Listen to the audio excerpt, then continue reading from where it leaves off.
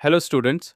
आज हम सीखने वाले हैं क्लास 9 की इंग्लिश बुक कावेरी का third chapter the pot maker की पूरी कहानी लाइन बाय लाइन हिंदी में।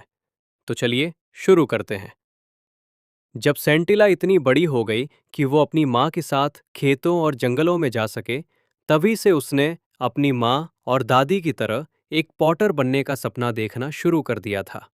लेकिन उसकी माँ अरेनला चाहती थी कि वो एक वीवर बने। जब भी उसके माता पिता खेतों में जाते और उसे घर पर रहने का मौका मिलता, तो सेंटिला स्किल्ड पॉटर्स के पास जाकर पॉट मेकिंग सीखने की कोशिश करती।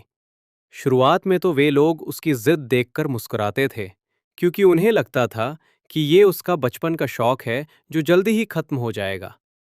सेंटिला ने घर पर अपने इस इंटरेस्ट के बारे में कुछ नहीं बताया, क्योंकि उसने एक रात अपने माता पिता की बातचीत सुन ली थी। उसकी माँ कह रही थी, मैं उसे पॉटर नहीं बनाऊंगी, क्योंकि इससे मुझे कभी खुशी नहीं मिली, क्योंकि इस काम के बदले बहुत कम पैसा मिलता है। नदी किनारे से मिट्टी लानी पड़ती है, जो यहाँ से 16 किलोमीटर दूर है। वहाँ पहाड़ी रास्तों पर चलना भी मुश्किल है, और भारी बोझ उठाकर वापस आना तो बहुत ज्यादा मुश्किल और थकाने वाला होता है। मिट्टी को नरम बनाने के लिए उसे बांस के सिलेंडर में पीटना पड़ता है, जो बहुत मेहनत का काम है। कई बार थकान के कारण सांचा गिर जाता है और फिर से शुरू करना पड़ता है। इतने महीनों की मेहनत के बाद भी कुछ ही रुपए मिलते हैं।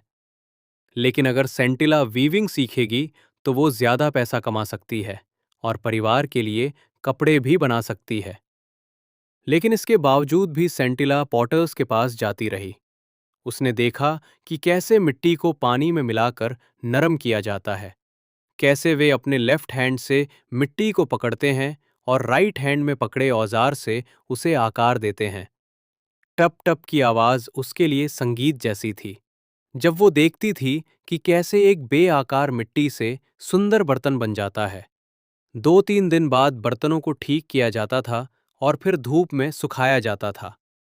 उसके बाद उन्हें भट्टी में रखकर पकाया जाता था, जहां आग को बहुत केयरफुली हैंडल करना पड़ता था, क्योंकि ज्यादा या कम आग से सारे बर्तन खराब हो सकते थे।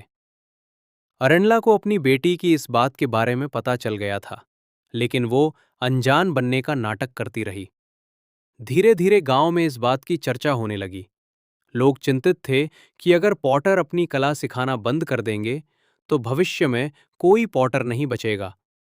एक दिन गांव की पंचायत ने सेंटिला के पिता मेसोबा को बुलाया और पूछा कि अरेनला अपनी बेटी को पॉट मेकिंग क्यों नहीं सिखा रही है।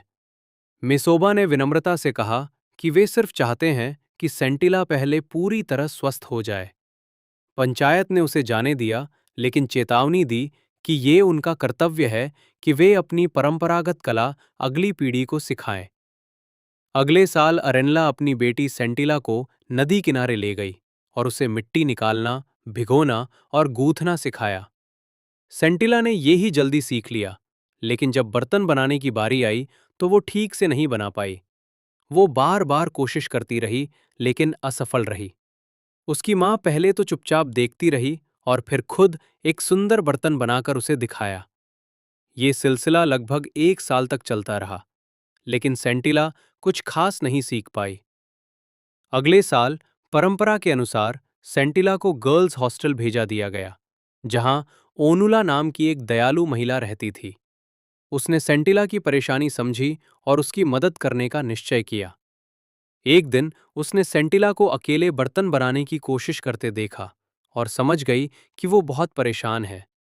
उस महिला ने सेंटिला को सिखाया और सेंटिला ने पहली बार एक सुंदर बर्तन बनाया। ओनुला ने उसे सलाह दी कि वो अपनी माँ को ध्यान से देखे, खासकर जब वो बर्तन का मुंह बनाती है। अगली बार सेंटिला ने अपनी माँ को ध्यान से देखा और उसकी तकनीक समझी। एक दिन अरेनला ने कहा कि उन्हें जल्दी जल्दी ज्यादा बर्तन बनाने होंगे। उसने जल्दी अपना काम पूरा किया और सेंटिला को आगे काम करने को कहा। सेंटिला ने काम शुरू किया और अचानक उसे महसूस हुआ कि वो बहुत अच्छे से बर्तन बना रही है। उसने एक के बाद एक कई बर्तन बना डाले, लगभग उतने ही जितने उसकी माँ ने बनाए थे। थकी हुई सेंटिला जब घर लौटी तो उसने देखा कि उसकी माँ जमीन पर पड़ी है और सांस नहीं ले पा रही है। वो मदद के लिए दौड़ी, लेकिन जब तक अरनला की मृत्यु हो चुकी थी। अगले दिन जब उसकी माँ का अंतिम संस्कार हो रहा था, सेंटिला रोते हुए कह रही थी, माँ, मैंने ऐसा नहीं चाहा था। ये अपने आप हो गया।